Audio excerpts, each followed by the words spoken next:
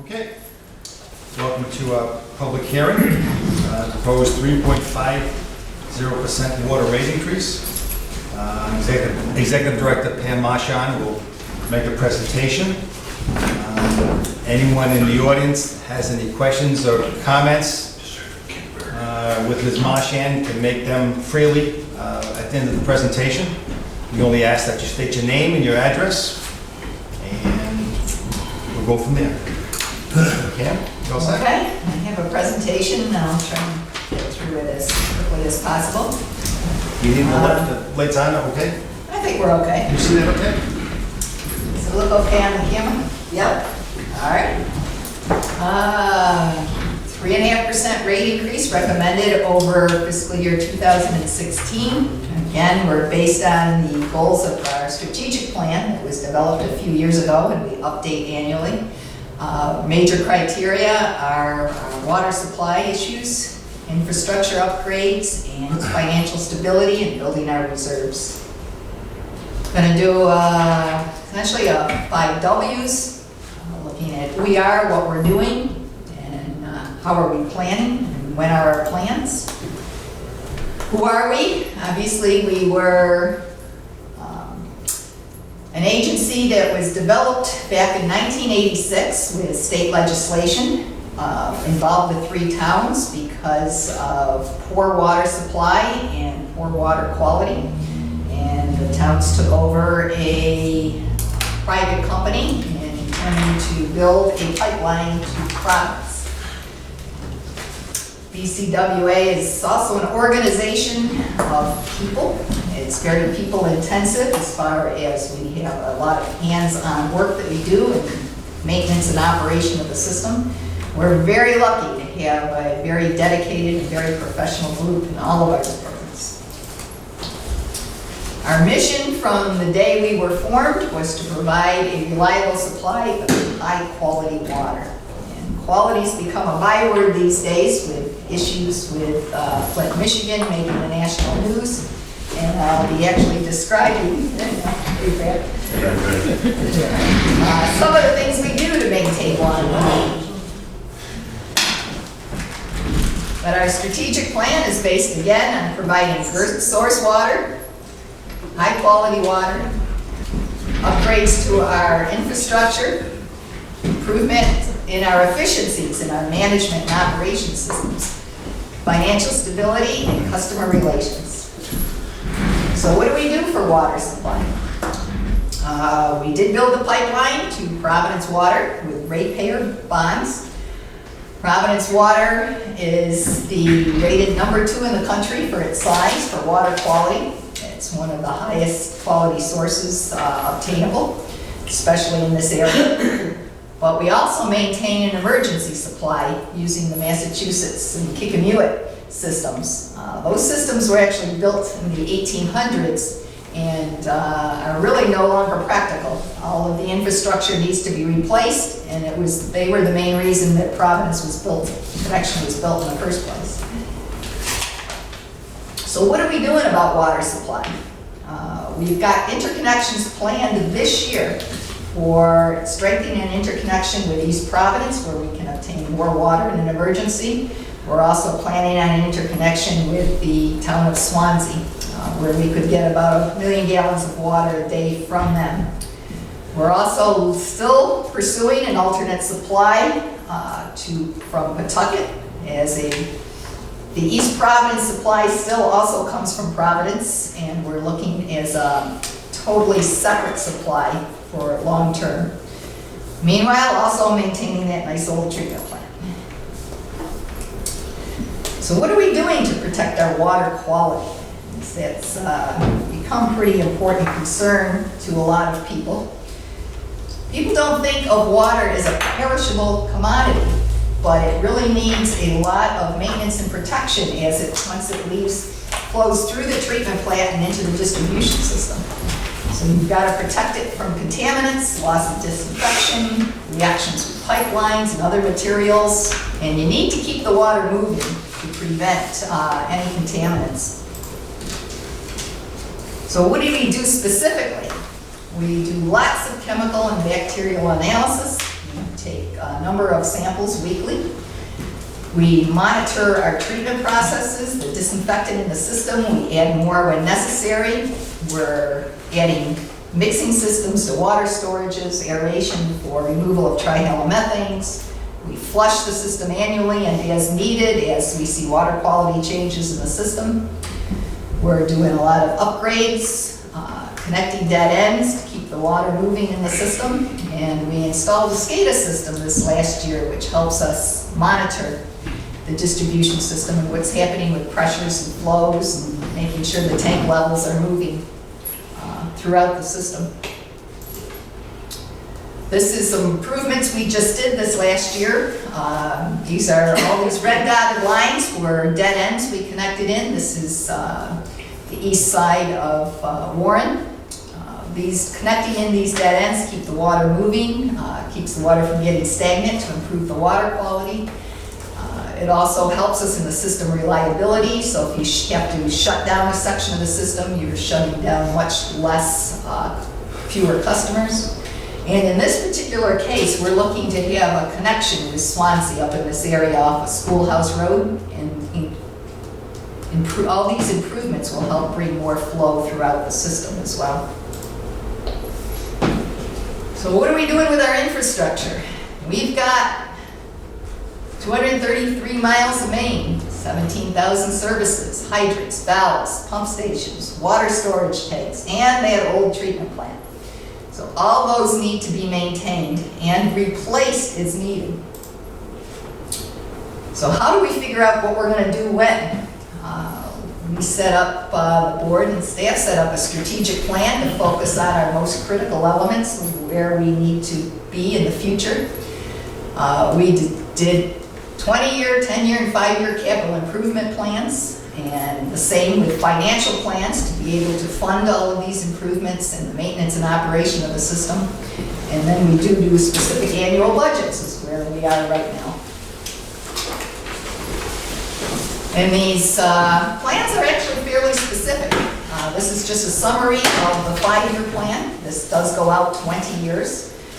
We know we want to replace so much of the water system mains over a period of time. We have 100 miles of main that need attention in the near future. With this plan, in the next 5 years, we're looking to spend $20 million on water mains. It costs about $1 million a mile to replace a water main. So it's a very expensive proposition, but it's something that really can't be put off much longer. The water mains, many of them were installed in the late 1800s, early 1900s. And we're actually going through a number of analysis to determine which are the most critical and need replacing soonest. But this also includes funds for water supply, maintenance of our facilities, and so on.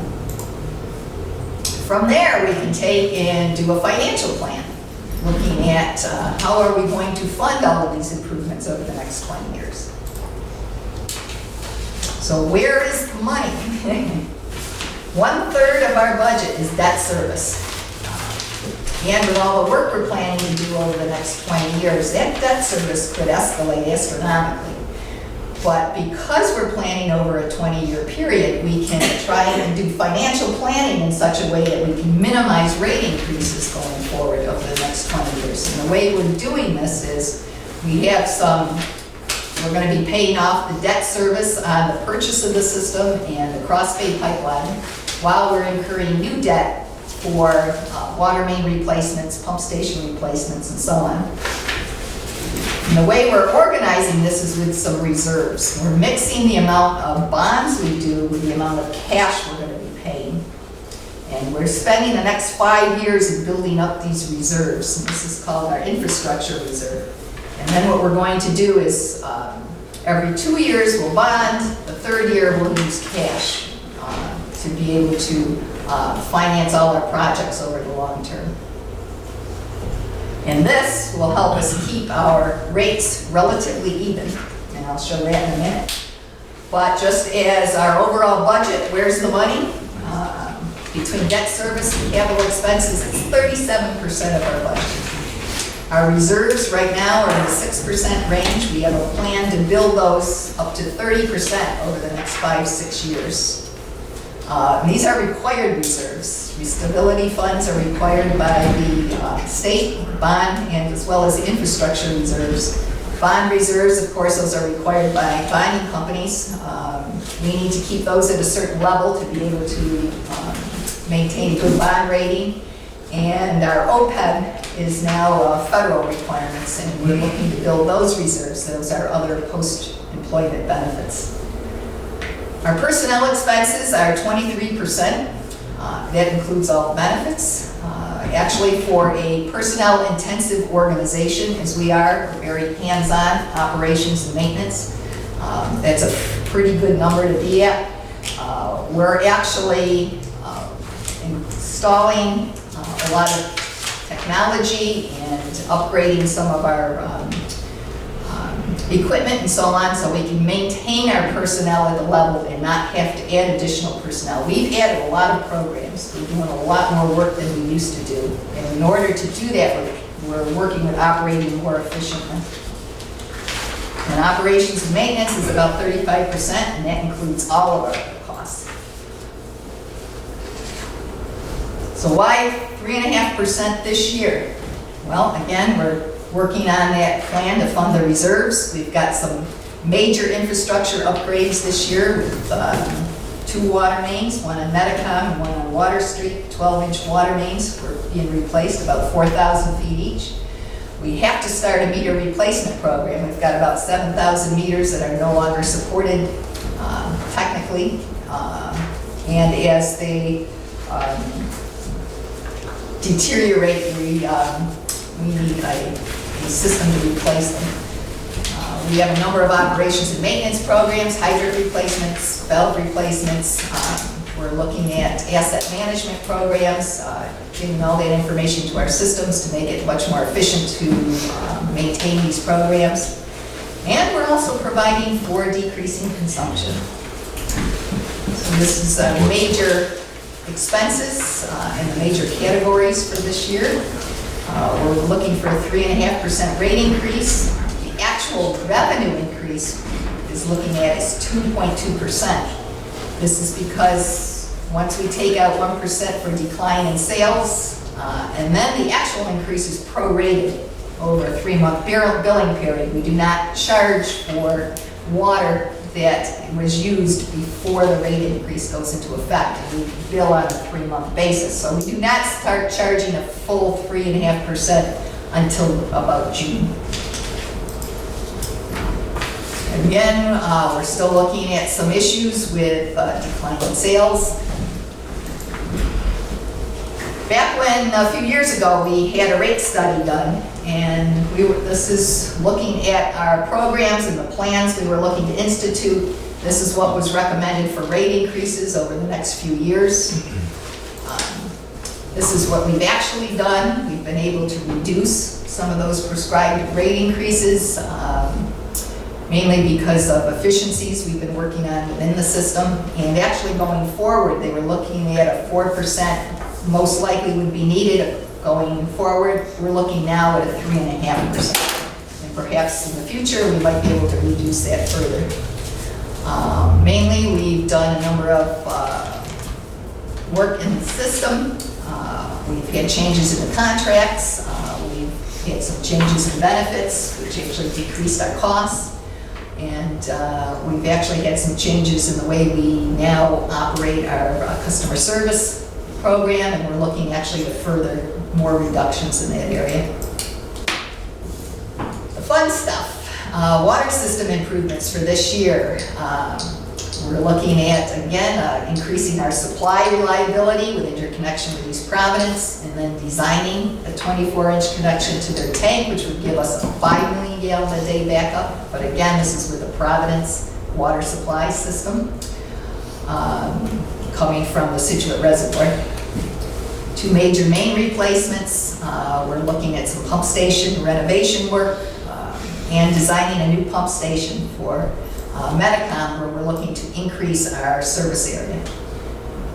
This is the pipeline interconnecting with the East Providence pipeline coming across the bay, our pipeline across the bay, Metacom, first phase of replacing an 8-inch main, an old 8-inch deteriorated main with a 12-inch new main, which will provide higher fire flows and some higher pressures up into the higher pressure section. We have a hydrant replacement program we just started this year. And other projects we did this coming year, we're looking at, again, asset management. This will actually help us with financial planning, new banking and financial services, new customer portal to help our customers have access to information. We're updating our fairly new customer service and work order system already has new upgrades. We need to install a generator here in admin. Our old elevator is no longer working very well, so we're going to need to replace that. That has been in the budget. Backflow prevention program is fairly critical with maintaining water quality in the system, and of course our meter program. This past year we did quite a bit of work, upgraded the Anawan Dam. We replaced water mains in Barrington, Warren, and Bristol, improved the Fountain Ave tank, and of course our SCADA system. Water main installations are selected for improvements for water quality. This area had some small main and dead end mains and had some water quality issues. This is off the Maple Ave area, which we did part of the project the previous year. This also connects flows from the east side of Barrington to the west side, which helps maintain better fire flows and pressures and water quality throughout the system. Another water quality improvement is we installed a mixing system in the Barrington tank. Very tall tank, water comes in the bottom, goes out the bottom. So you have an area of standing water which can sit there for quite a period of time. The mixing system forces the water up through the top. It's specially designed to circulate the water throughout the tank and then keep circulated water in the tank constantly. This last year, we improved on our customer service packages, our work order system, our GIS mapping and asset management systems. We did get quite a bit of work done. This coming year, we're looking to do quite a bit more. So financial stability. We've started the program for reserves, maintaining our budgets over the long term so we can keep rates low over the long term. Mainly by balancing and planning to balance our bonds and our cash funds. So this was all based on a strategic plan, which really set up our planning processes and our financial planning as well, and sets us in a fairly good position where we can be pretty confident that our rate increases are going to be minimal well into the future.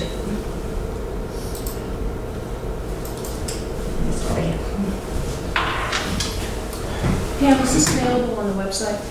Not yet. Unfortunately, our MIS director's on vacation. Okay. I'd like to open this up. If you'd like to come forward, state your name, your address, if you will.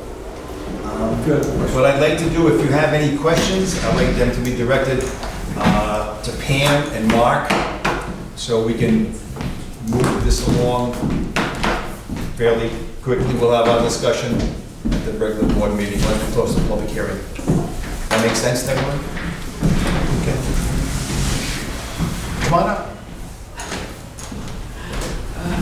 Just give us your name and your address so we can have it for the record, please. Yes. Elizabeth Barker, E-A-R-K-E-R, and I live at 39 Army Avenue in Warren. And before I really get into it, but I can't believe that this meeting hasn't drawn more of the public. If the rate increase we're looking for was double digit, it would. Oh, And I'd like to think that the majority of our ratepayers understand the need for this. well, That doesn't mean that they approve of it, but they understand the need for it. Well, I understand it. I'm really here, kind of a self-appointed elderly person, and I really appreciate the senior discount. Okay. But I understand there's some, I don't know, rumors that maybe you were considering eliminating that. Would you like to address that, Pam? Well, when we did our rate study, we did look at the option of trying different types of rates, and one of which was for lowering the rate for people that use less water. But in order to do that, we were looking at maybe reducing the senior discount, considering the fact that the seniors would be in that group that would use less water, so they would pay less overall anyway. Oh. So we were trying to balance it out a little more. I really appreciate this, and I'm sure there are a lot of people who are worse off than I am. So, as I say, I'm kind of a self-appointed, nobody else knows that I'm saying. You're on TV? But I just can't. Well, no. Yeah, but it's a consideration. It's not something that's been decided at this point. Well, I hope you keep it the way it is. And I do applaud you for putting monies aside for what I would consider a rainy day fund for doing your upgrading and so on. And of course, the wages and salaries and so on, well, we can't get around those. I was slightly amused, really, to think that because we're not using as much water as you would like us to use, and therefore your revenues have gone down, that part of the increase was going to pay for water we don't use, in other words.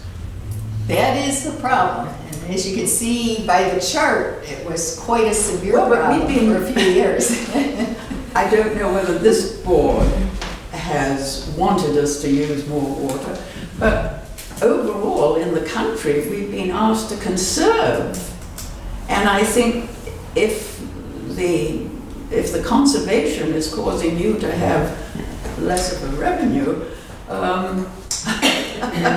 You're exactly right. You nailed it on the head. Yeah, That's right. there was a time for a number of years, if I may, that we encouraged conservation. Yes. We had free widgets to put in your Yeah. toilet, in your shower and all that. But unfortunately, as time has changed, the need for infrastructure and keeping up with the times and keeping the quality of the water, the EPA standards and standards of the BCW I know, but requires you've got to live up to certain Now, standards. it's a, you know, it's a I double-edged sword. understand that. And is, But I was, I have to say, I was amused by having to pay for water we don't use, in other words. But I'm really here to thank you for the discount, and hopefully it will continue. Thank you for Mr. that. Chairman, Mr. Chairman, correct me if I'm wrong. We can't actually eliminate the senior citizen discount without it being a public hearing. Correct. Any change So, yeah, any Change in the rates. rate would require a public hearing. So before they would do that, we'd have to have another public hearing. And I'm on your side. But I'm losing support. Well, and I have to say to Ms. Marchant, you educated me some while back, because in an article you used the word redundancy. And I didn't realize that redundancy had an engineering connotation, apart from what I would think redundant was Over and over and over over again. and that's over and above, yes. Yeah, But it's having a additional. well, but it's an engineering term, I understand. Well, we tend to use it that way. Well, I'm sure you do, and I'm not being an engineer or in your position, I didn't know, so I thank you for educating me. Thank you very much for coming. Thank you. If I may, Bill, is it possible, Pam, that I could get a copy of your presentation sent to me? Sure. It answers a lot of the questions that have come up to me. If you could just have Sid make a copy, appreciate it. And I have a question about that, because I asked if this was on the website, and he said no, that the MIS, head of MIS is on vacation. Is he the only person who can add something to the website? At present, yes. Once we have the new website up, we'll upgrade it. Because procedurally, that's not a good thing. No. We should have redundancy there too. Yes. And then I had a question about your memo on the rate increase. You spoke about the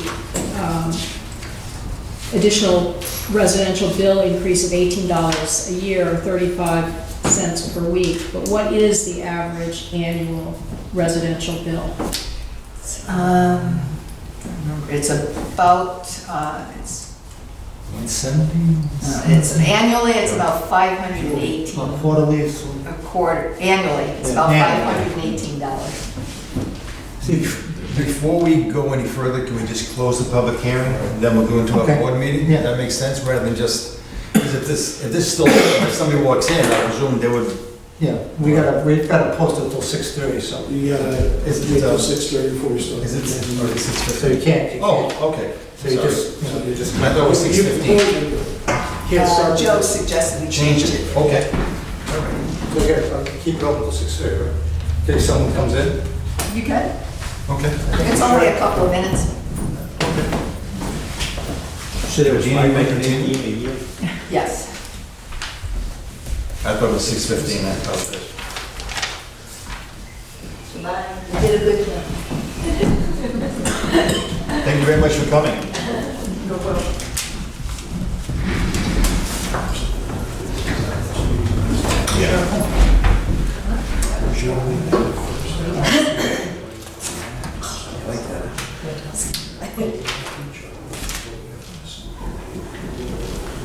Did she say she was from Albany? Albany. My mother-in-law's street.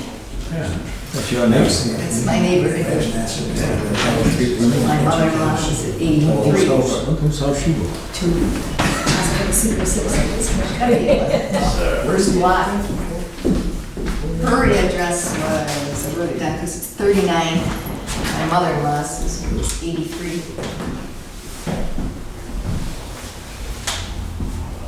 Which we've just sold down at the bottom of the house. Yeah. She's got to be close to Hope Street, yeah, Main Street. You did sell it? Yep, well, yes, With all the- don't jinx it. All the trinkets and everything still in it? Yeah, we actually got somebody that's gonna take everything, Christmas decorations and everything? Christmas decorations and all. Yeah. Just Trade it off? Correct. You gotta close. Yep. I move that we Not close. yet? Oh. Can we close the public meeting now, or? Yes. I move we close the public meeting. Second. Second. All in All those in favor? favor, raise your hands. Aye. Okay. So now we can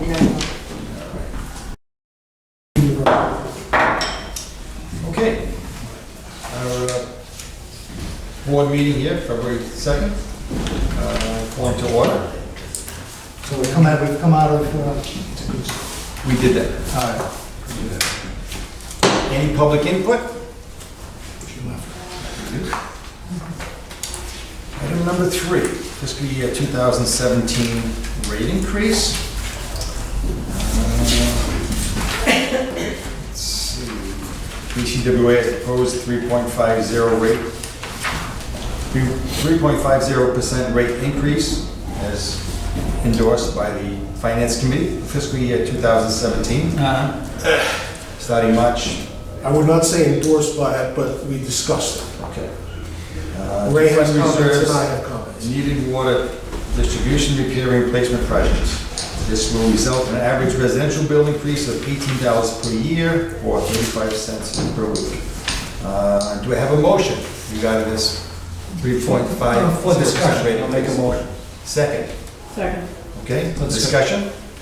Well, go ahead, guys, because I have some... Ray can start, because Well, I can't agree with the 3.5%. And one of the reasons being, I think we can get by with less. The other reason, the main reason is that we're looking at a rate increase, we're looking at both a rate increase and a rate, possible rate structure later in the year sometime, from what I understand. And one of my concerns was that what the impact might be for some customers if we do a 3.5% increase now, and how much effect it could be on some other customers once the rate is adjusted, the rate schedule is adjusted. So I personally would support a 3%, but that's the most I would support. Anyone else? Yeah, I've thought about it, and I, in theory, agree with Ray that I would like to see it less. But I'm gonna go with the 3.5 with this caveat. We have a big question mark on $752,000 and whether or not we're gonna get it and how we're gonna get it. That money is gonna go to us if indeed we get it, and it is our hope that we will.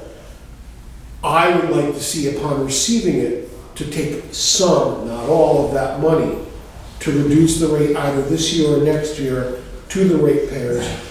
But I'd rather see us get the 3.5 now in case we are unsuccessful in getting any of that money from the state. So I agree that I'd like to see it less, and all your points are very well taken. But until we have a resolution of that state money, I have concerns. And I'd rather be safe than sorry. If we get that money, yes, I know we took it from reserves initially, but we are building up reserves. I think if we get all that money, it's equivalent to 2.75 years of rate increases that we net if you exclude the conservation money. That was correct, you and I emailed on that.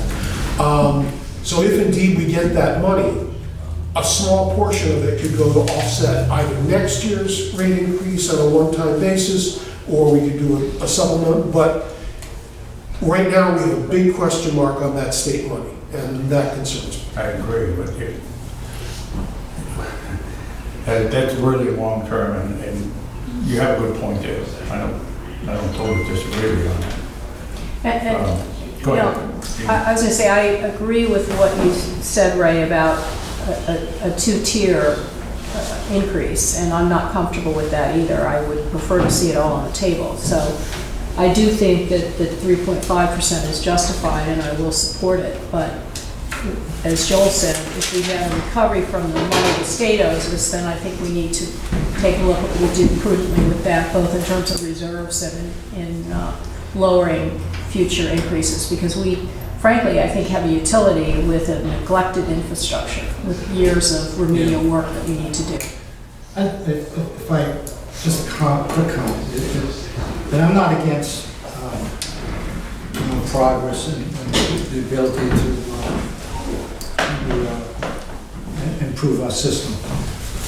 But believe it or not, there are people out there that are actually keeping track of the 3.5% increases. And I think in your presentation, it started in 2014, and it's programmed to go for another 20 years. There's no absolute relief shown in any of our projections year after year of a 3.5% increase.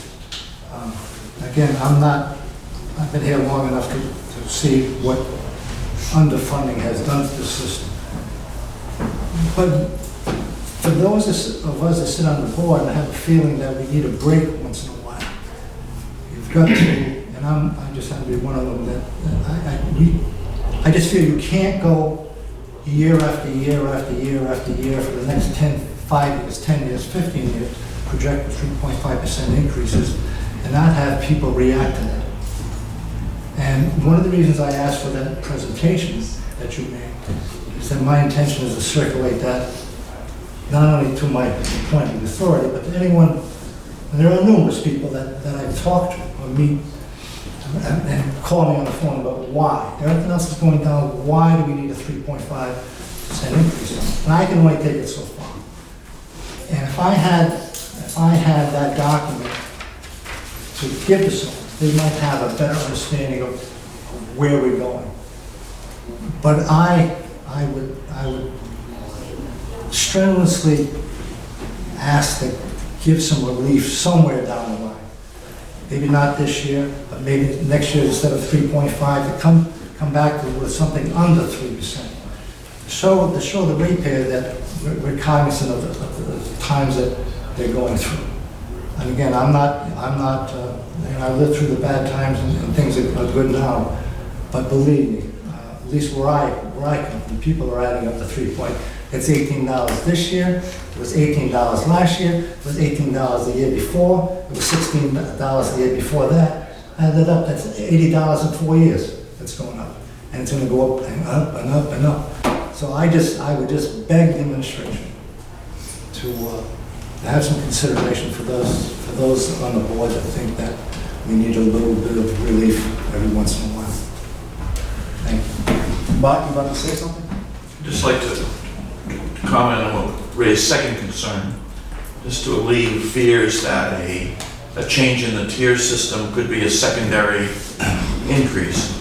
And I think I mentioned maybe a couple of meetings ago that we're still a way off on that. And before we would make any change, we need to run kind of a shadow billing system under the new tier, because we can't afford a major decrease if the new tier system did a 5% decrease in revenue. So we need to make sure a new tier system would be a zero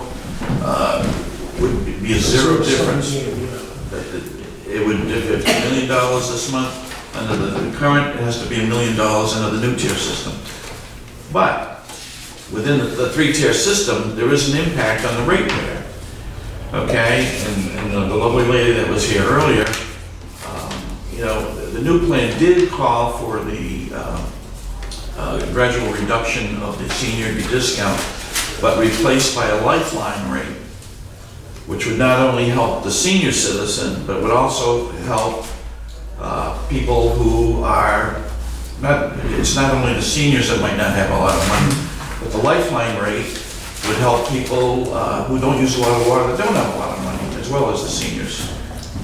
And that the net impact on a senior would be very minimal, but there would be an advantage of someone who used very little water to pay maybe a little less than they're paying now. But when that happens, someone else has to pick up the slack for zero change. So we would need to analyze the low user, the average user, the high user, the commercial user, and a large user like the college, and see what the impacts on all of those are. And I think we would have to present to the board our findings before we ever do that. Good point.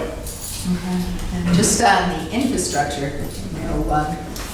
what we're looking at is what we need to maintain the system and replace a lot of these pipes and maintain the pipes and the pump stations over the next 20 years. And the idea was to try and just get an idea of what would be required to do basic maintenance on the system, and then how can we fund that in such a way that we don't have major impacts on the ratepayers. I know people don't want to hear it, but a lot of other water systems have had significant, more than 20% rate increases. And one of the issues with the board is we want to, as much as we can, avoid any double-digit rate increases, while we can still come up with a good plan on how we can get the work done and the system maintained and operated.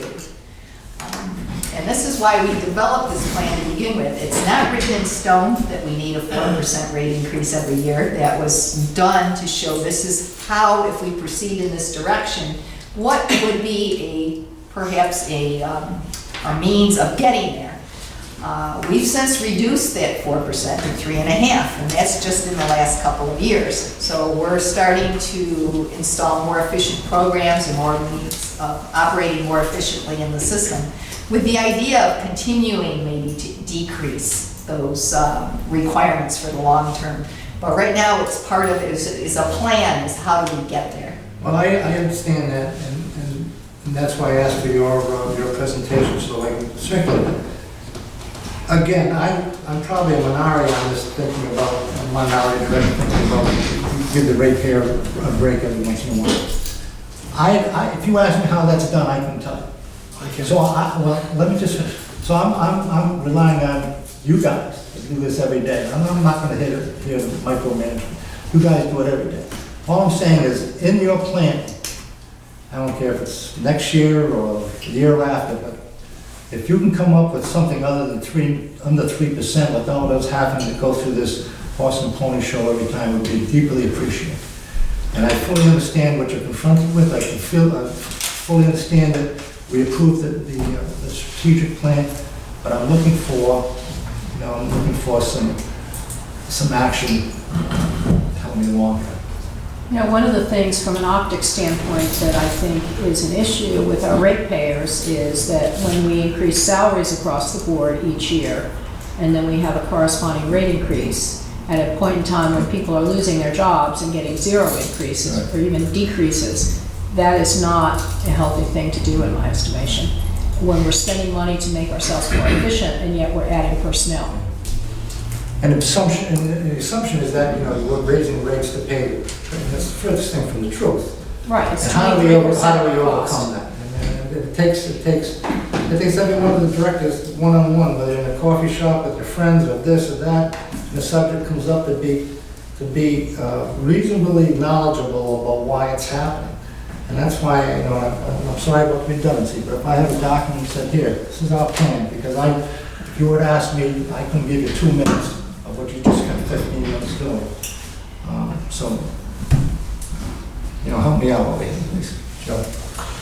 In answer to both Ray's concern and Frank's concern, the point that I made, if indeed we are successful in getting the money from the state, which I believe eventually we will be within the next 3 to 4 years, if we take 20% of that money and allocate it over 3 years to the ratepayers, it would bring it under 3% for those 3 years, which would address your concern, That's how I envision it, and obviously how the board would have to decide to vote on it. It would still leave 80% of that money to go into reserves, which is where it came from, but it would give a benefit to the ratepayer, optic under 3% for 3 years so that we would not.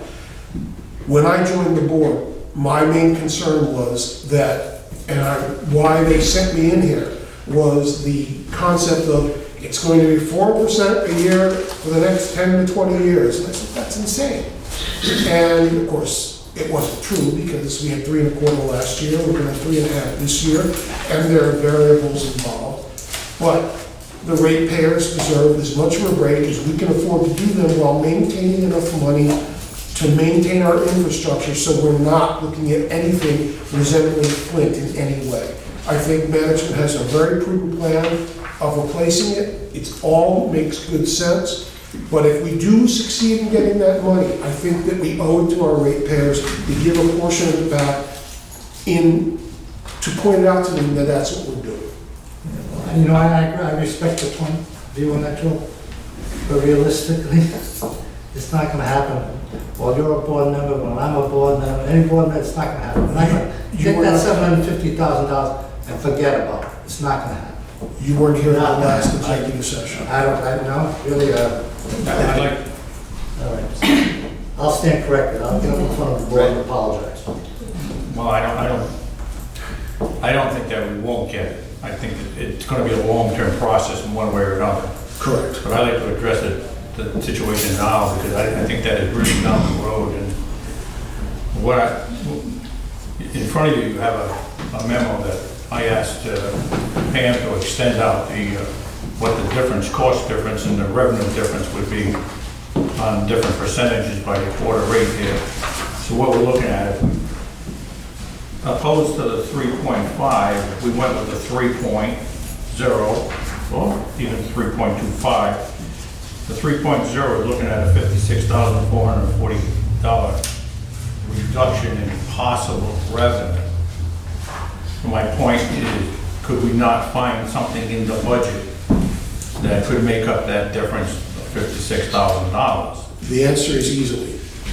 All we have to do is decide to put less money aside for infrastructure to the tune of $28,000 to drop it 0.25%. And we could do that without any difficulty. It won't adversely affect it. But if indeed, long-term, short-term, whenever the money, we do get something from the state, then I would still suggest that we use that money for the state. It's really just Let's moving stop forward. talking about that money until we get it, Yeah. because what we're, I think, focused on tonight is what does the rate increase look like, number one. And number two, I think we have a badly neglected infrastructure that's been underinvested in for years. And I'm fine with the 3.5% increase, but I do think that we need to tighten our belts and get a lot more realistic about the number of people we have working here. When we have declining revenue because we're selling less water, we don't need to hire more people. We've not hired any additional people. We've kept a fixed number of staff, and we've been essentially anyone that retires with some of the higher titles in the operations, they're replaced with incoming people that are water utility operators that are much more flexible positions. They essentially work in all of the areas. I think over the last 3 years, the FTEs have increased. During the time I've been on the board, I believe we've added 4 additional FTEs. We've added an engineering project manager. I'm not talking about titles. I'm talking I'm about just- total number of employees 3 years ago versus today. We filled vacant positions, but we have not added FTEs. What we've done, when we first started here, we had maybe like 36 people. And starting in 2008, 2007, 2008, when everything went into the, things went bad, recession. And as people left and retired, we took a position for them as not to replace those people. And I think this is what you're looking for. Yeah, when I And so joined the now- board, we had 29 FTEs. Yeah, so now it's, We had a few vacant positions, and then we reorganized a lot of the titles and the job descriptions to be more what we needed. And then we filled the positions we needed, mostly with operators. And now we're trying to maintain that level through other efficiencies, cross-training, better equipment, and asset management Pam, I hear you. programs. I made my living for a number of years helping companies save money, and I'm just telling you that from my vantage point, when you shut down a water treatment plant and you draw your water from a third-party source, you don't need the same number of people that you needed to operate a water treatment plant. That's right, we are operating a treatment plant on occasion, we have some people that maintain those I'm not licenses. arguing Well, with what that. we're I'm just telling doing you that is, those people are all retired. What we're doing now is a lot more programs in the distribution system that were never done before. We're doing a lot of maintenance, valve operation, flushing programs, these were not done. These are people intensive, they're operator intensive.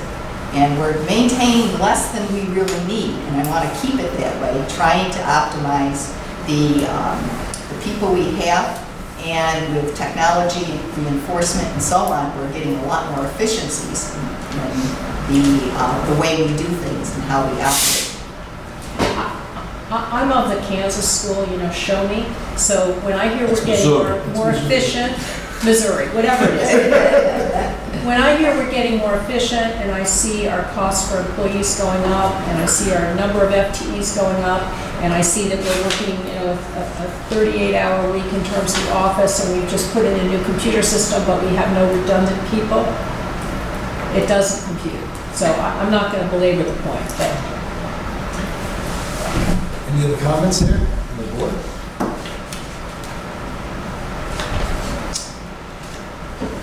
We have a gentleman here that the public hearing, you have a motion, there's a motion on the floor that it's been seconded. okay. The motion was sit. to approve the 3.5%. 3.5% rate increase. All those in favor, signify by raising your hand. Opposed? Okay, so it fails. We need 6. Okay. Any other motions? I'd like to move that we approve a 3.25% rate increase effective immediately. Any second? Second. Discussion? Mr. Vice Chair. Excuse me. Also.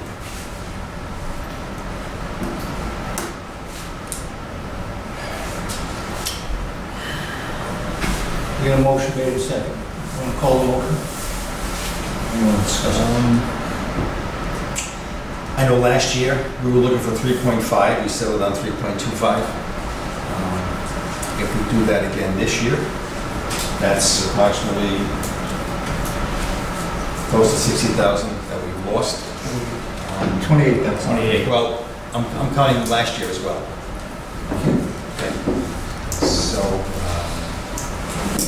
in that case, we seem to be going in the wrong direction. That's all I have to say. I can support the 3.25 because my concept is long-term and it will just come out of what I was gonna take off the other end. It suits my purpose in a different direction, so it's You've not. got the O&M budget coming up, and just all you have to do is the board is instructing to take $28,000 out of there some way, somehow. It's a done deal. Any other comments? Jennifer is allowed to comment. I apologize, I got here late. The only reason why I came here was because I saw it on the Bristol board, announcement board that you had this meeting. And my only concept is that, and I was listening to Frank and I understand where I think where you're coming from. These 3.5% increases all the time, are they constant? That's one of the things I didn't quite understand. My only point of being here was I was very happy to hear that you're working on the infrastructure. But one of the things that the announcement didn't make was whether there was going to be a cap on it, or whether it was going to be revisited and then lowered back down again. Or is this just like you were saying, Virginia, that it's just cost of living increases that you're taking care of? In your discussion, did you actually go by and say what you're actually doing to improve the infrastructure as opposed to the, Yeah, no, it's very specific, and we vote on it each year, so there's been no agreement to continue increases into the. It's because I just haven't heard that. that it ever went back down again, you know what I mean? Or is it just 3.5% this year, and then next year we're gonna reassess it and do the same 3.5%, or is it a 3.5% Well, we have a on capital top plan of what that you calls have? for a lot of infrastructure improvement, and if we follow that capital plan, we'd be looking at 3.5% increase over the It next could be 3%, it 15 could be years. 4%, but we have an aging infrastructure that has to be addressed or we're gonna be looking like toy. In addition, which you did miss earlier in the discussion, is part of that regretfully is that we have to pay for water conservation. And when people use less water, our expenses don't change. Right, I understand that.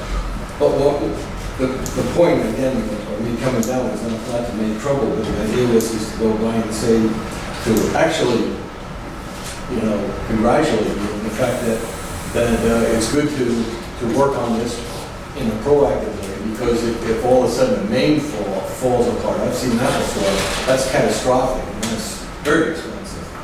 So I think it's a great thing to do it, and like our state, I think the state has a horrible way of doing it, where they borrow money, and then they have to pay all the interest. I think it's a lot better, it's cheaper to do it 3% a year, and that's one of the And part of things that you have to sell to the people so that they understand if that's what you're actually And doing. part of our plan is putting aside money so that we can borrow less. And it was explained earlier by Pam, every third year, whenever we will pay cash instead of borrowing. And that is part of way I look at it, and it's simplistic and it's not exactly accurate, but if you look at a 3 or 3.5% increase, and I look at it at three components.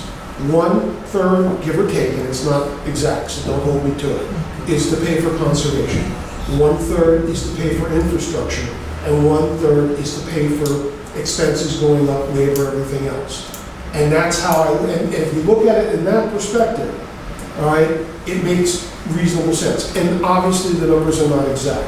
And all of us here would like to have as small an increase as possible.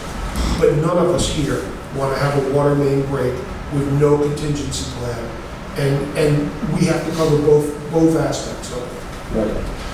But like I said, my only point was You know, instead of it being a 3.5% increase every year, and then, you know, like have a, you know, revisit and say, how much have we accomplished, and then how can we get away with it? And I apologize for not being here. The No, other big that's piece of okay. this is to find a redundant supply so that we're not 100% dependent upon the pipeline of the day to be Yeah, because you have to start, right? and that's going to be expensive. And that is a major concern, because if anything goes wrong with the Providence water supply, we're gonna look like Flint. And that is a concern we've had for years, and we have been trying to address with the state for years, and it's, okay. Thank you. You're welcome. I wanted to, No, that was. I know you came my here only to comment. say something, so. Yeah, I was just thinking that maybe that would help Frank, you know, get, you know. Any other discussion by the board? All those in The favor? motion is to, Support a 3.25% rate increase effective March 1st. Signify by raising your hands. 7-0 passed. Congratulations. thank you. Okay. Now, before you leave that, when you do the thing, you're looking to reduce that by $28,000. And I wasn't kidding when I said that I will entertain a motion that the $28,220 be cut from the O&M budget and done by the I hear you. executive director, not by the board. Go back to us, at least with that up, maybe one or two options on how to get rid Sure. of $28,000. I would- So I'll put that in the form of a motion. I need a second. I'll second. Discussion? I don't know that I understand the motion. Basically, the executive director will decide whether that will get cut anyway. Yeah, I I don't see the need for the Yeah. motion. She has to work with whatever money we give her, we just give her Well, I want to know where it's coming from. That's, what line is She couldn't tell you today. Yeah. Might be Am I a asking number for of- it today? Am I asking? I'm not asking. I mean, is this over, is this overkill? Talk. I mean, can you at least tell me in the next meeting where 28,000 came from? That way I don't have to go through a motion on withdraw. I finance one. That's common. Frank, it was a 28,000? 28,220. In accounting lingo, it's immaterial. I know. 28,000 is immaterial. The rate increase really doesn't directly input the O&M budget. Just trying to cover it, I understand. If we said, because most of that increase is for reserves. And that's all it's gonna come from. The immediate thing to look at might be the reduction of the reserves. Okay. Well, reserves, I mean, reserves. I'll tell you, Reserves is very important, so why take it from, I mean, if there's No. something on the miscellaneous, instead of buying a widget for $30,000, I don't buy the mentioned widget. I Don't mentioned take it that- from reserves. I mentioned at the last meeting, I put in for, to cancel the flood insurance, $21,000. Okay? They're working on it. There's some technicalities because they want us to prove we don't have a mortgage, all kinds of things, but You can find a new insurance agent. That's what I would do. no, it's not our agent. The selective insurance, the one that co-writes for the government, whatever. See, I mean, having reserve funds Hey, is more important, so just tell me where you can get 28,000. Instead of buying some mix, don't buy until next year or whatever. There aren't We'll many. figure it out. All right, so we don't need to vote tonight, so we have a motion and a Certain things second. happening either. Okay. So All those in I've favor? got 21,000 right there that will 22. probably take care of about 90%. 28,220. Well, it's less than that now, but. Okay, coming out of the O&M budget. All those in favor signify by saying aye. Aye. Opposed? Yay. Yeah. 6-1. Okay. Very good, Frank. The minutes from our meeting on December 30th. I have a correction on page 3.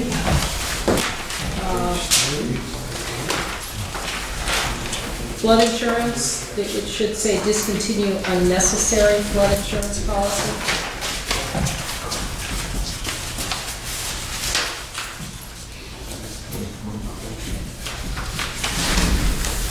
And then I had a question on page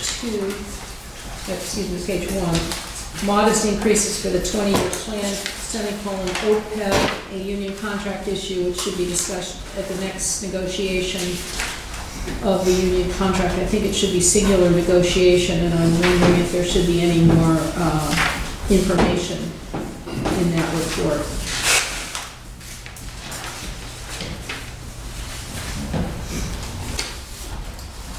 Do you have a hint of what the information you're looking for? No, because I missed the meeting, so it would be up to Joel.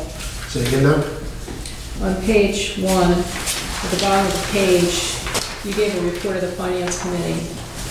And in the last line, it says modest increases for the 20-year plan, and then semicolon, OPEB, a union contract issue which should be discussed at the next negotiation. I think it should be We singular. were referring to, you were here for that discussion, that's what. Not really, I said we need to deal with it, but I thought in the finance committee meeting that I missed, you had discussed it. All we discussed was the fact that It the needs to be- OPEBs needs to be the bulk of it, and you brought up that it could still be addressed with management afterwards. That was the only discussion that took Okay. place. All right. But we can't address, yeah. My concern about this issue is we've been talking about it for 2 years, and I think it needs to be put on the blackboard, so the next time we open negotiations with the union, it needs to be front and center. Anyone else have any other corrections? Okay. I'll make a motion to approve. Second. All those in favor, signify by saying aye. Aye. I have seen I wasn't here for that meeting. You should. I know. Executive Director's It was at report. Christmas. Ma'am? Okay, alternate supply, we've had some action, but not a lot of results. I have a question about that. You said we met this week with the new, who is we? That was Ken Booth and I. Okay, I think it would be good to be as specific as possible.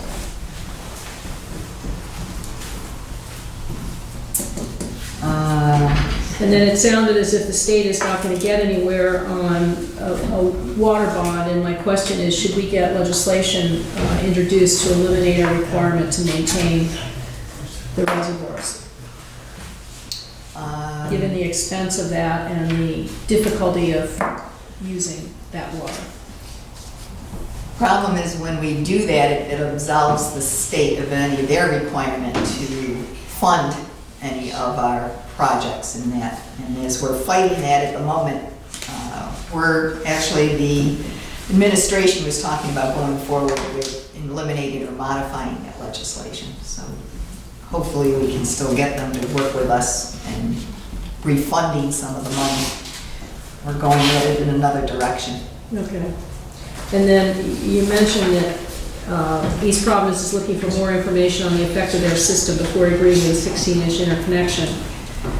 What's the timeline for them to look at that and get back to you?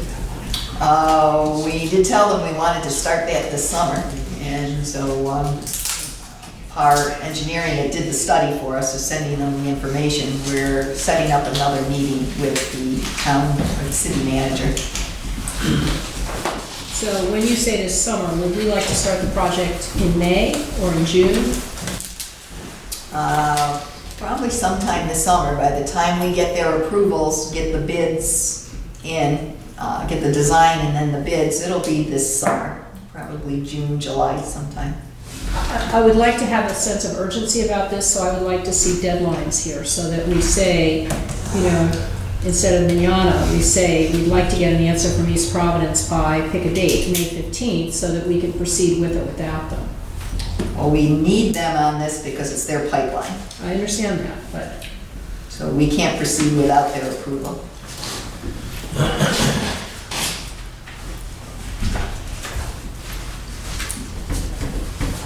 I think my major point is we need a sense of urgency.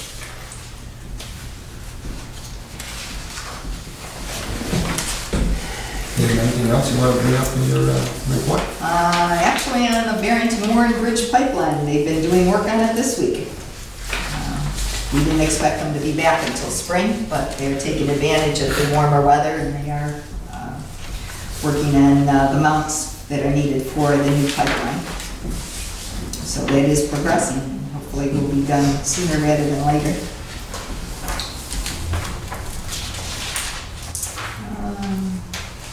About anything else?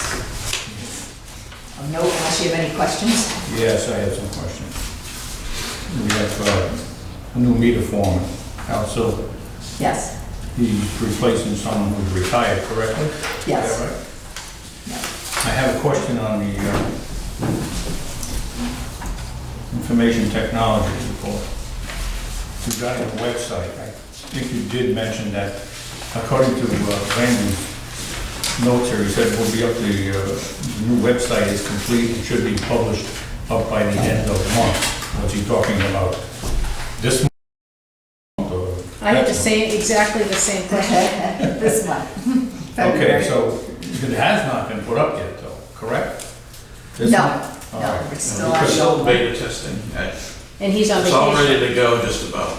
It's gonna have everything the same's on it, just a different look to it, a better feel. Okay, I'd like to, I guess the question, I went and looked at the website and the report section. I know he's changed, he's supposed to change everything around according to his notes here. The information on the reports is very obsolete. So I hope that information such as the enabling legislation, which is outdated, our bylaws, which are outdated, capital plan, reference to 2012, the audit reports and things like that. I hope all those will be brought up to date when you put the new We website. started working on it about 2 weeks ago, and the new one has everything current on it. Okay. So, I just wanted to be sure that the reports were like that But because, what that says to me is, from a hygiene standpoint, nobody owns that responsibility and looks at that and says, you know, whether it's every month or every 3 months, this needs to be eliminated and this needs to be added. So who's responsible for that? Essentially, I am. I do go through it on occasion, but Clearly that's some not of the old working. reports are left up there for historical reasons too. Yeah, but the bylaws and things like that should be Yeah, exactly. up to date. You should have been. Why can't, well, Yes, when you it's put, on. well, all I wanted to be sure is that when you put the new website up there, that all the current information is included. And then what you do after that, and, well, hopefully you'll have some sort of a plan to make sure it's reviewed and updated, so. why can't these kinds of things just be brought to the attention of the executive director rather than brought up at meetings? Well, this was Well, on the because we're agenda. doing our job in following up. Well, you'd be and doing- reading- you'd be doing your job if you just didn't I do read it. the report, and it says it's supposed to be up. So I go into the website, which is my job as a board director, to see if these I things agree are done and with they're you, up to I agree date. with you. Why can't you just pick up the phone and mention it to him, or ask him? Why does it have to come up at meetings? Pam, what's a Well, water? what's the sense of having a meeting or having a director's report? You know, the If easiest you way. just want to breeze out of here, then breeze out of here. I'm sorry, I'm here to do a job, and I think I'm doing my job and making sure things are done as they're supposed to be done. If you don't like it, I'm sorry, I can't help that. But that's what I do. If you, just a sidebar, Tom. If you want something done, bring it up by motion, have the ball, and, you know, I'm not gonna motion everything to death, but like John said, every month we go through the same, you know, lines this way. Someone have enough of sauce to gun to get up and make a motion, get a second, and say, from now on, I want this thing updated every 3 months. Period. But we sit here month after month after month. Having said that, Pam, what's a water utility operator? That's the position we created. It's kind of a jack of all trades. Right now, we only have water utility operators and foremen. And of course, the engineering aide that works in distribution.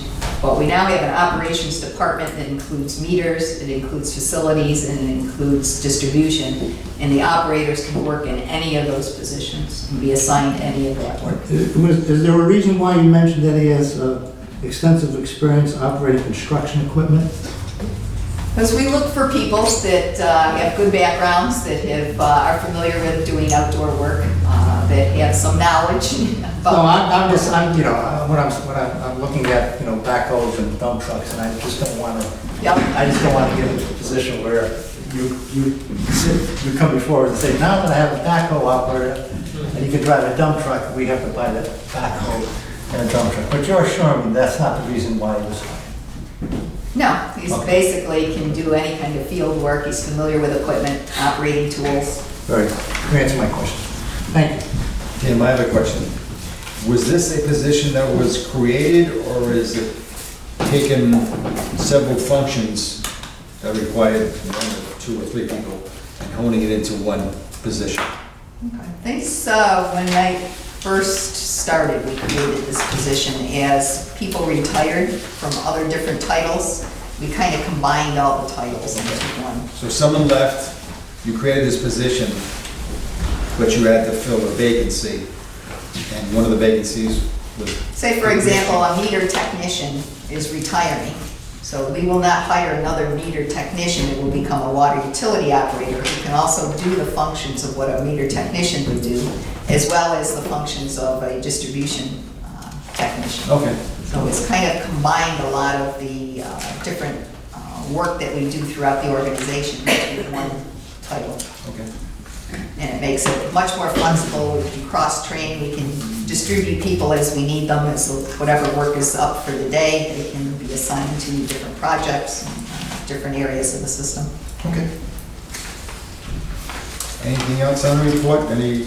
I had a question about the engineering report. You indicated we will install a new pressure control valve on North Main Street in Warren, and that that's going to require a control building. And my question is the pressure control valve because of the demands of the tourist mill No, this is the Water Street main that we're replacing to link with the 12-inch main that goes across the bridge into Barrington. So it's actually to provide a backup supply across from Barrington to Warren, where now we only have the one 24-inch supply that comes from our pump station under the bay from Barrington to Warren. So it will take, that comes up around the area of Blount Seafood. So we're connecting in a 12-inch main between Blount Seafood and the 12-inch main that comes across the bridge. But that's a higher pressure on this side of the bridge than Barrington operates at a lower pressure. So you need a control valve to control the amount of flow that would go backwards into Barrington. We're also going to set it up so with a dual hydrant system, so in an emergency we could actually pump water from Barrington into Warren area as well. So it's a backup supply both to Bristol and Warren. Well, what I was leading up to was you indicated that there's a small building required and a possible lease of some land near the existing sewer pump station building. So is this something that the Bristol County Water Authority would be paying to build a building and lease the land, or is this something that we could co-locate on land that the town of Warren owns? Well, that was our initial plan. We were using land the town of Warren owns to put in a vault, an underground vault. As it turns out, they're replacing their pump station with a new pump station in the exact same location, which is the only location on the site where we were going to put our control valve. So we meanwhile... They can't be co-located? No. Well, the land is very restricted because it's all wetlands. So when we found out that they were going to be building a new one, we asked them what were they going to do with their old pump station, and if it's possible if we could take that pump station over. And that looks like a good possibility at this point. We've had the engineering reviews on it. It looks like it's very possible. It's a very small building. They just have a small pump station in there and be perfect for our needs. So we're working that out with the town to be able to perhaps lease that building for a nominal amount and be able to locate our control valve there. So which would actually be much more ideal than putting in an underground vault, because it gets us away from all confined space and flooding issues and so on. Thank you.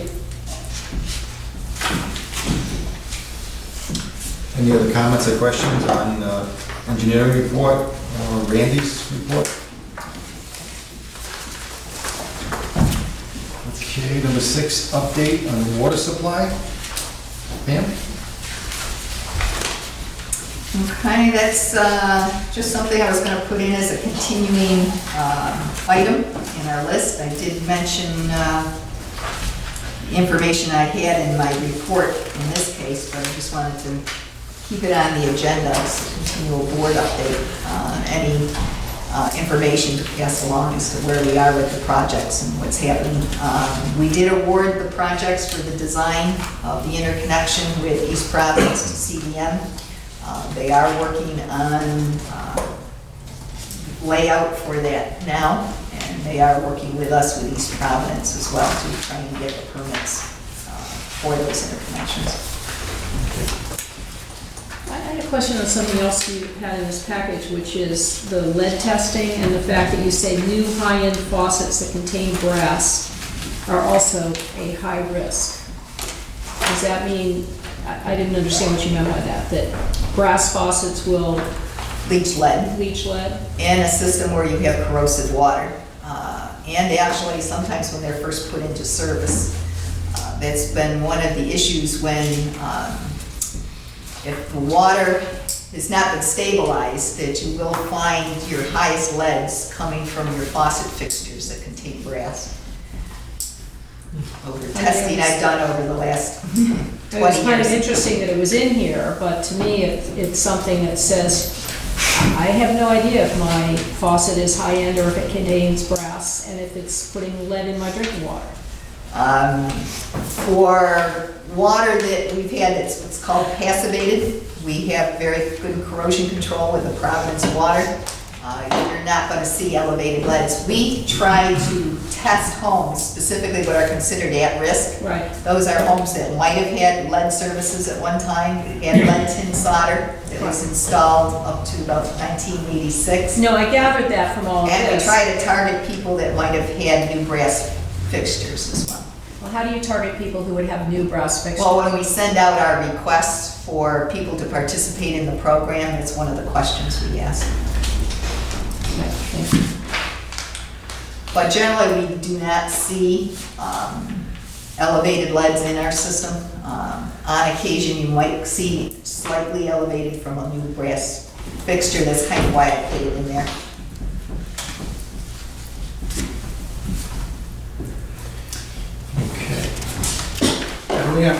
Along that, if someone has a concern, like Jane just mentioned, if they came in and requested that the DCWA do a sample, would you do that for them outside of those that are selected?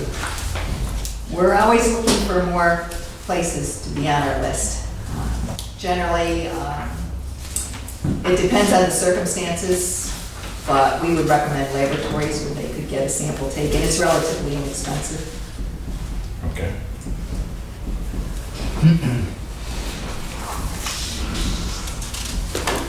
The Flint water quality issues, that's all information, right? Yes, it's just to show that it was a water treatment issue and trying to conserve money issue, that they didn't install the proper treatment in order to save money. It's ending up costing them 100 It's times. gonna end up costing them a lot of money. And it's held in lawsuits for years, and it's a real red flag for us of what not to do. I mean, being penny wise and pound foolish has its costs, and it's just, It's a perfect example. yeah, I wish somebody would just give it to the East Providence Council and just say, look, don't you not understand? Well, that's also I wanted to emphasize in my presentation, that just because we buy the water from Providence doesn't mean we can just take it for granted at that point. We monitor constantly throughout the system. We're adjusting our disinfection levels throughout the system. We're making sure that there's not any changes going on. If we need to, if we notice anything that might be an issue, we make sure we take care of it. We flush the system. We do whatever we need to do. We pay a lot of attention to red water issues, which was the first indication they had a problem in Flint, is they started with corroding out the cast iron mains, which is an immediate reaction. We saw that right away and still didn't follow up with it. And I'm not blaming, and we haven't heard nothing from the water systems there. This was all done by management and cost control. The optics of people bathing their children with bottled water in the sink, just, if that doesn't tell you why we need to get a redundant supply, I do not know what will. Okay. Mr. Champagne, financial report.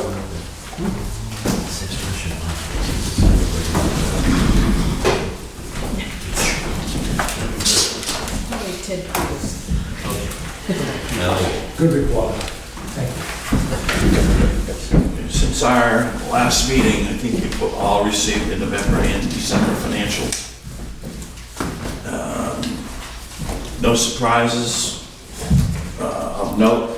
The big thing is we had I mentioned a peak in November, a little more water sales. December kind of carried that forward, if you noticed. And in the analysis, we're actually, the number I give you is the amount of water we sell. When Pam does the analysis of the water, it's how much we buy from Providence. So Pam's number is just about on with last year, where I'm up almost in gallons sold, up about 1%. And you say, how does that happen? Well, our unaccounted for water must have dropped, which could be from leaks or less, the flushing or whatever. So we basically made a little more money with the same amount of water that we purchased from Providence. And I think the number-wise, I think that the financially revenues are up about 4% which would account for the 3% increase plus the 1% increase in the amount that we've sold. So no big, otherwise, it's a status quo. We're going into the end of the year in a good position. We'll see how January and February aren't big water sales months. But we've been very. But at Christmas time, we were washing our cars because it was 65 degrees. I wash my car today. Yesterday was 66. I mean, So how it much will that affect? could continue, and the groundhog did not see a shadow, so an early spring might happen, but Should we expect to see a 1% increase because the weather's so warm unless we have a cold snap, or 1%? I mean, 1% will disappear pretty quick, but our budget numbers for these months are low anyway. So hopefully we can maintain at least a little increase, and I'm not sure on the conservation or has bottomed out. I think we had a very dry summer, warm fall through the end of the year, through December. That probably, it doesn't take much to spew a few percent in a lot of money, which is kind of why I said that $28,000 is a material number when I'm looking at it from an audit perspective. But are there any other questions on the financials going into January? Just one on the pension account. Stock market's doing terrible. You think we're gonna have to readjust our investment? I don't wanna put you on the spot on this, but I know it's. No, everybody's portfolio is suffering right now with what's happened. I think the last, I should have the January numbers to see what the damage is, but we're very well diversified. I mean, the board did push to go to that 70-30 split, which is hurting us right now, versus the 60-40, but we did what, we reaped the benefits for, some time. And I think in the long run, it's gonna catch back up with itself. It's a 10-year average. I wouldn't, and I know if we have Washington Truck, I'm glad to ask them to come in. Maybe we give it another month and see what happens, but they could come in and tell us what they're doing to alleviate some of that risk. But they're maintaining based on our investment Strategy. instructions, which are 70-30 split. I mean, Was the, the December balance sheet the first time you've broken out that net OPEB obligation of $2.5 million? Or was that in last year's financials? that, it's in last year's, 2.165. yeah. It was in last year's financials as well.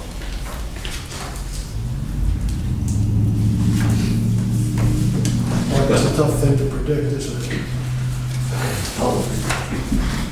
Well, in the years, I've seen things, I remember at my previous job, where I was in 2008, we had just switched our whole 401k to a new investment. And during the transition, we had to basically cash everybody out in cash and then reinvest. And then the crash happened. Half the people reinvested, half the people left it in cash, but made out very well. Ooh. And thank me to this day for making that change. But, like anything, they're gonna say there's no need to panic. It's gonna take care of itself. History will prove. We're down probably a couple $100,000, but you look what happened last year. Things can turn around fairly quickly. So I don't think a knee-jerk reaction. But what do you do? Long haul. What do you do? We can adjust. You hold on tight. We hold on tight, and we're going through some retirements now. We've had a few. The last one a few weeks ago took the annuity. Not that it really makes too much difference, but there's a conception that it does. But the lump sum reduces the whole liability. But we're holding. I think we'll find ourselves as well funded come July when we look at those numbers. So, okay. I'm on next, I think. Thanks, Mark. Thank you. Number 9, award of bid for auditing services for 2017, 2020. All right. We put our audit services out to bid back in, it was early January. And surprisingly, we only had 2 respondents.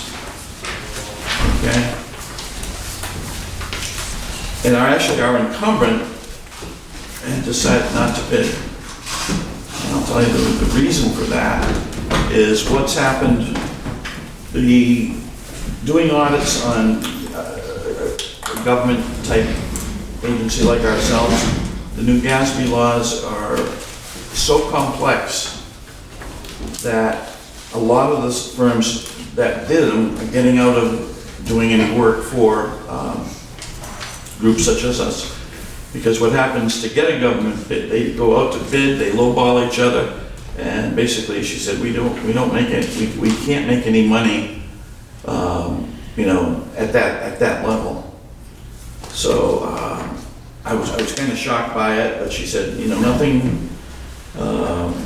We love working with you people. She said, but we made the decision to go more, to get out of the government auditing completely. Because they're looking at it from a business decision themselves, that to work more. And I think she said she only had 1 left this coming year that's still under contract, so they can do better in the private sector. So we did receive 2 bids, and I gave you, each of you have a condensed version. I cut it down to the meat and potatoes. 2 firms. And 2 very different firms. The first one, with the Dr. Shahady and Company from Fall River. A smaller company, I'll call them local. They're both Massachusetts companies, both licensed to do work in Rhode Island. We get no responses from any Rhode Island firms. Their proposal was very well done. The other firm, O'Connor and Drew, is I'll call them a Boston firm, larger company. in Braintree, Mass.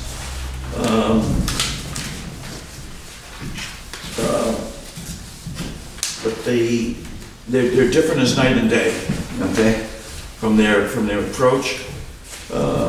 Haig and Shahady, we would be working, if you look, there's much more involvement from the principals and the managers, where the larger firm has a lot more people from a staff perspective doing a lot of the work, so less involvement. Total hours involved in the project, they're estimating, Haig is looking at 240 hours, O'Connor and Drew, the larger firm, 180 hours. Okay, that's total of people. They might have 3 or 4 people starting. They both, I'm sure, could do a good job, well qualified. I went out and I checked references. Okay. Hank Shahady, I actually called our predecessor, Donna, who was our former, and I said, do you know either of these firms? And I asked the questions. They don't give. I said, am I on the right track by assuming this? You know, the weekend or not. But she said, Mary Shahady at the Fall River Company is one of the local experts on government auditing, Gatsby. And she said they actually go to their firm for advice sometimes on governmental issues. So that made me feel good. I also checked, they actually do Kent County Water, which is the closest thing in Rhode Island to our firm.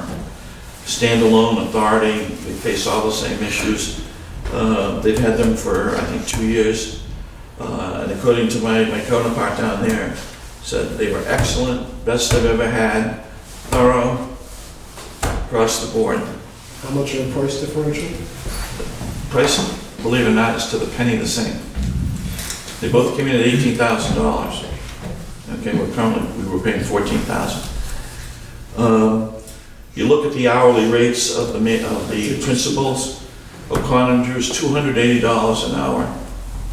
The Fall River firm's $100 an hour. The staff on O'Connor is $90 an hour. The staff at Haig is $50 an hour. The combination of those where the O'Connor proposal also said it came out to 24, but they're going to give us a $6,000 discount for the first time, which tells me if we wanted to stay with them year 4, 5, and 6, we would get hit pretty hard with that. Haig also had Bristol Warren School Department. They used it for the first time last year, and I called the finance person there. They said they did an excellent job, very thorough. She used the word intensive, and they stuck to business and got the work done. And they were very pleased with that. Town of Lincoln, we checked with them as well, and they gave very favorable. The only response I got on O'Connor was from the Rhode Island Clean Water, Ken Burke's group, and he just said they were decent. Okay, I took a- Mark, you have a recommendation? Okay, to cut to the quick, and I asked Donna, am I making the right choice? And she said, you did a good job, and I'd like to recommend to the board that we use Haig, Shahady and Company from Fall River. I move that we choose to, as Mark suggested. Second. Absolutely. I just have one. I'm looking at the numbers. O'Connor, for 3 years, it comes to 55.5, and Haig is 57. It doesn't matter If we pick, No, we're going by, We're picking, the numbers are so close. No, that's fine. Or in material. that's It's okay. 18,000 the first year. That's okay. And the increase is slightly different. Okay. But I think what we're gonna get, If for any reason they have to go over the hourly rate, we'll put that out of the question very quickly. right. Okay, that's all I'm trying Well, to get. that's, if you read the thing, they say we do use them for additional things. Maybe when we go get a bond, they have to come in and do a review. And we'd be using $100 an hour versus $280 for that work. So to me, it makes sense. I'm comfortable using more local too. Easier access. And All those in favor of the auditing firm of Hague, Zahedi and Company? Aye. Aye. Okay. Very good. Thank you, Mark. Award of banking come on services. next. Okay, banking services, I think Pam might have mentioned in her report that we may or may not have a recommendation at this point. Okay. We are still, the banking one is very intricate, a lot of information. We're trying to set up models to compare. Joe's been working hard on that, while I've been working on the audit and some other things, but in talking so far, I think we may have eliminated one already. We have 4 that have bid on it. Includes Newport Bank, Citizens, Webster, and TD Bank. Those are the 4 that have bid on our, as I mentioned before, Bank of America declined and said they didn't want a business anyway. They were going to rebid on it. So some of the proposals are very good. Some give us 90% of what we're looking for, some 80. So we have to take all those things into consideration. But I'm sure by the meeting on the 22nd, I think is our next, that we will have a recommendation.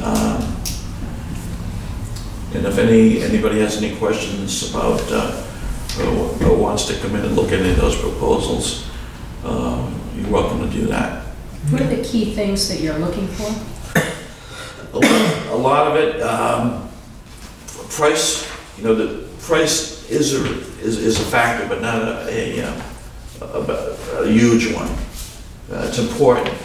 Last year, our service charges to Bank of America were $22,000, service charges, and that's processing checks. But we're looking at things like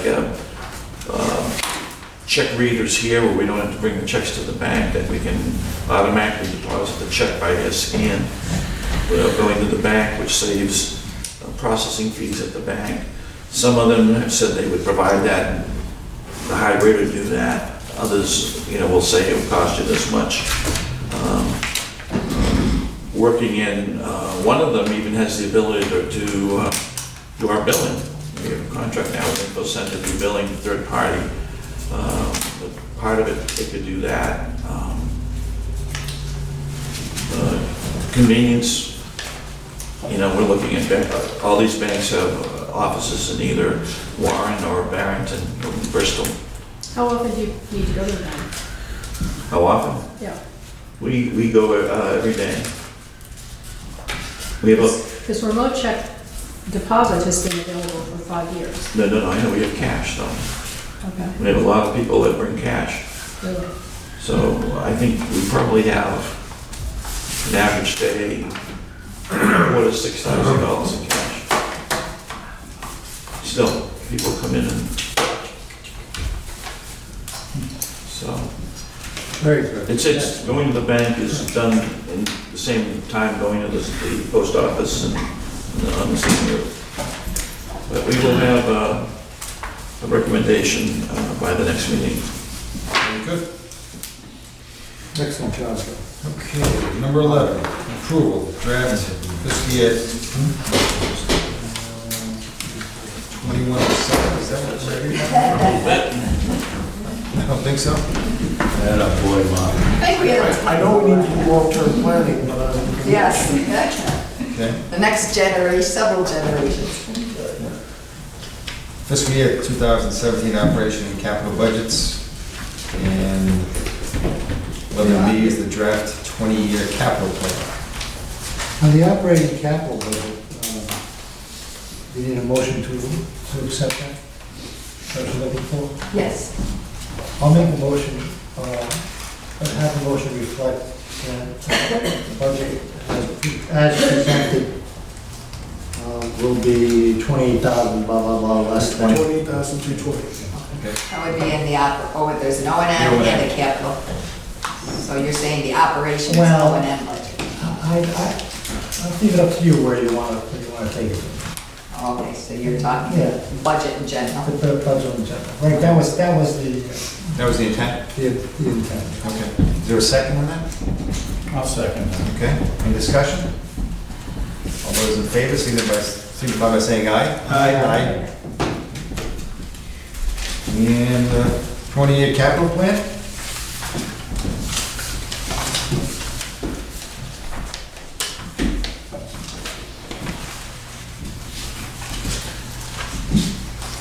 Move the adoption of the 20-year capital plan.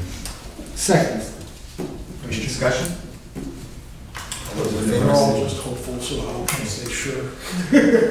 all those in favor signify by saying aye. Aye. Okay. Very good. Children. 12, resolution for 457 plan. Joe, you want to tell us about that? Come on up, or? Be happy to, I'll just sit here. Okay. You have in front of you a resolution which will allow us to restate our pension plan adoption agreement.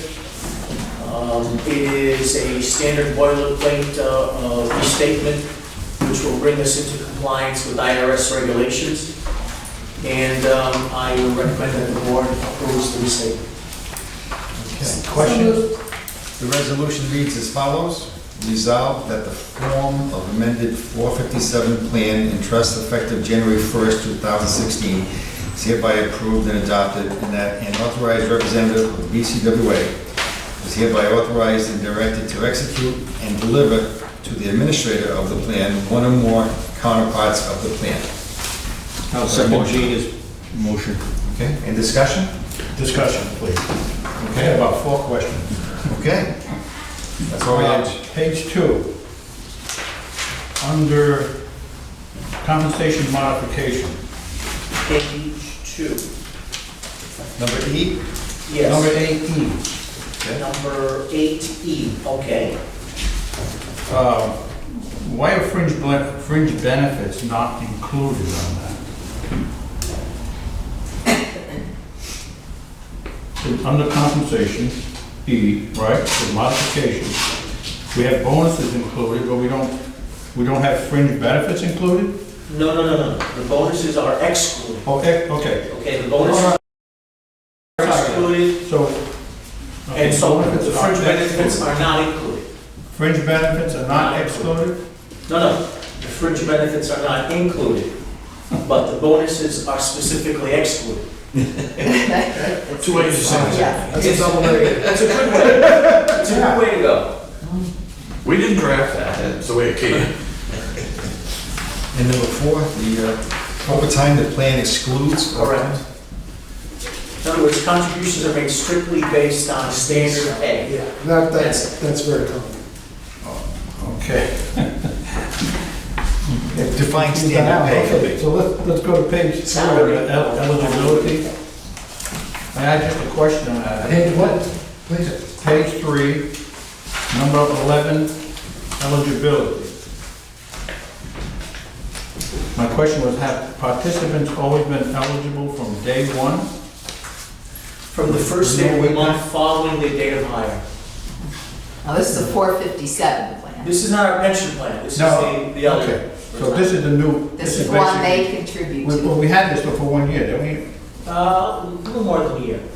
We now But have, that's the way it was originally. Yeah, nothing, none of the options that are checked off have been changed. Okay. Our plan has not changed as a result of this restatement. Is this the first time we're seeing this? This is the first time that our plan has to be restated to comply with IRS regulations. Okay. No change in the plan at all. No changing. Okay. And then, just a question on page 4, 13C. What's an NRA? What's What's an NRA catch-up contribution? We should just, National Rifle Association. That's not what you think it is. That's why I asked the Is that a question. Second Amendment issue? I actually looked it up. Give me a chance. sorry, I couldn't The resist. thing is that the over age 55, Yeah. you can It's, actually put more into the plan. That is allowed by law, it's tax, pre-tax money. All right, that's okay. Over 55, is that okay with you, Ray? Senior benefit, I know. One more question was, just a clarification, matching contributions is 3%, right? Correct. Okay. That's what I got out of that, thank you. And I do have a resolution that needs to be signed up with the city. The motion is made, seconded, Seconded. call the vote, Okay? unless there are any other questions. Any other discussion or questions? All those in favor signify by saying aye. Aye. Okay. So, NRA wins again. Joe.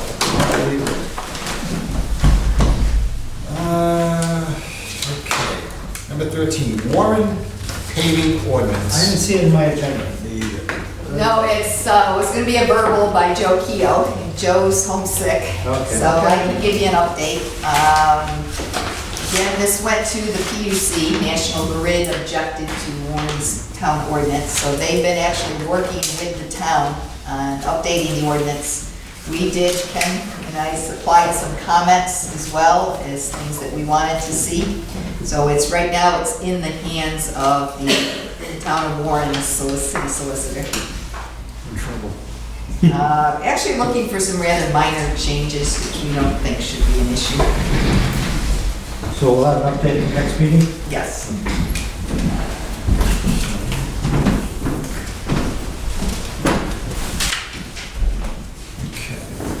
Number 14, draft proposed 2016 through 2019 strategic plan. That wasn't included in your packet. We do have copies here. It's been sent out in previous months. Don't know if it's something the board would like to discuss tonight, or I have a lot of. You want to, or do you want to do a That's a special comment. meeting to discuss it, or you want to do it now? Actually, no, it's not, it's nothing major, it's more We have questions than anything copies. else I have. If you want me to get together and discuss it with you, Why don't you do that? Yeah, that would be fine. well, I do have one thing though. I'd like to make a suggestion in changing the mission statement and add something to the mission statement. It presently reads, mission to provide the highest quality water to all our customers. Since we promote the fact of reliability, I would like to see us add in there highest quality water and system reliability to all our customers. I think that makes good sense. I think you have to go further than, there has to be an explanation, in my opinion, what the system means. As it stands now, my understanding is the system ends out the road, and then the property line in is the owner's responsibility. So if you're gonna do that, you gotta have some explanation, otherwise people will be knocking on the door saying, you were not clear on that.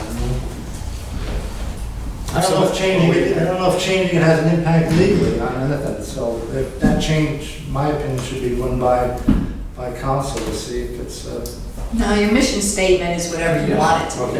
Okay. It's It's kind of just saying sets your direction for whatever, where okay. you want to go in the future and where your planning is based on, which is what I stated in my opening presentation. And actually, I added in parentheses and reliability I'd like, to the statement, but just as You're from it's Bristol? whatever you want it to be. I have no problem so saying. that was in your presentation and reliability? Yep. I think it's essential to have that in there. Okay. Would that make, yeah, I think, just adding I that? think it just makes sense. Okay. Because that's what we've really been working probably the hardest on. Is the Yes. infrastructure. Is reliability and infrastructure. No problem. Why not put it in the mission statement?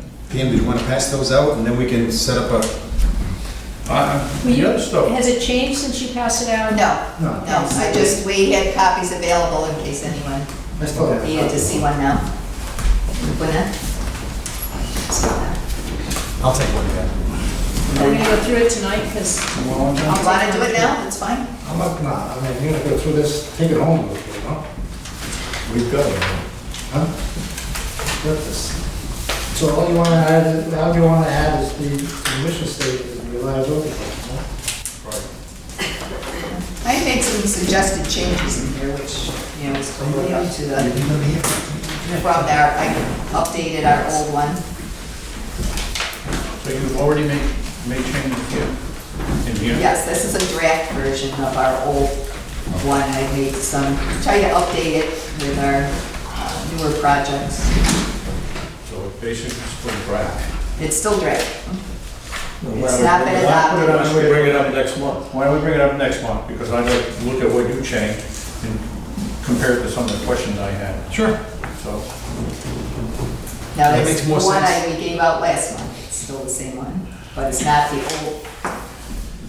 So this is what will be on, That will be on our agenda next month. Is that the same one you have, Ray, or not? no, I have one going back further, that's why I wanted to see. The one that's in effect now, which is the 2015. This one is an updated 2016 through 19. The one I worked with, is Yeah. updated 2016. That's it, same thing. It's the same thing. Yeah. Well, then I had some questions in there. Oh, I'll look okay. at it. Put it off for the next month, I'll look at it. That's Unless you want to come in sometime, Yeah. sit down. Yeah, because I'll have to come in to probably sign. Okay. When we plan on doing it. I put my name on, just get back to me. Sure. Yeah, for discussion next month, please. Should we skip 15 and 16 for now and go to board correspondence? 15, we're gonna talk about litigation and our attorney's not here, and we just put that off till next meeting. Well, Well, I can just give you quick update, and then we really don't need to do anything else. So we have, yeah, but we have to go to executive. But you have to go into executive session. Right. so 15 and 16 would both be the executive session. 16, we won't be doing tonight. Would not, Okay, Yeah. I'm gonna put that off. Right. okay. 17 we discuss. Okay. Any, Board correspondence. Board correspondence. All about, All about appeared in the things. Jour- Well, it appeared in the Journal, both in the local papers. but- Yes. Board correspondence. Number 18 is probably just as important as next scheduled meeting. Yes. We suggested the possibility of putting it off another week from February 22nd to, I believe it's the 29th. Mainly to give us a little more time in between, but also we have the bid for the Medicom project is the, I believe, February 19th, which really won't give staff enough time to go through a thorough review before we ask the board for an approval. Okay. So we would have to do this probably a special meeting. We didn't postpone the next meeting to the 29th. So it depends on who's available and if it's Do possible. we need 5 votes to pass that? To approve To the bid. approve it, rather, I'm sorry, to Yes. approve, just, okay, we need 5 votes, not 6. No, we need 6 on everything now. You would need 6 to approve a project of that size. Okay, It's a all very, right, it's a okay, major that's project. why I'm asking. Yeah. 29th falls on. All what day? is available either Monday. day. So it's a Monday, the Gene, is that 29th. good for you? 29. 29th is good. Okay, yep. Brad? Yep. Okay, so we'll change this to the 29th? Good by you, John? Yep. To check my, good by you, John? Mark? I can't, I might have jury duty the 29th. Look at your excuse. Locally? It might be out in time, You'll be out. or I'll be sequestered somewhere. You'll be out. Massachusetts. You'll be out. You'll be 10 minutes late. So, I need a motion. We can put you on at the end, right? We go into executive session, then come out and adjourn the Seal meeting. the minutes and then adjourn the meeting. I move that we go into executive session pursuant to RIGL 42-46.5, parentheses 2. Second. Okay. All those in favor, raise your hand, please. And when we come out, We're gonna seal the minutes and Seal the minutes adjourn the and meeting. adjourn the meeting. Business.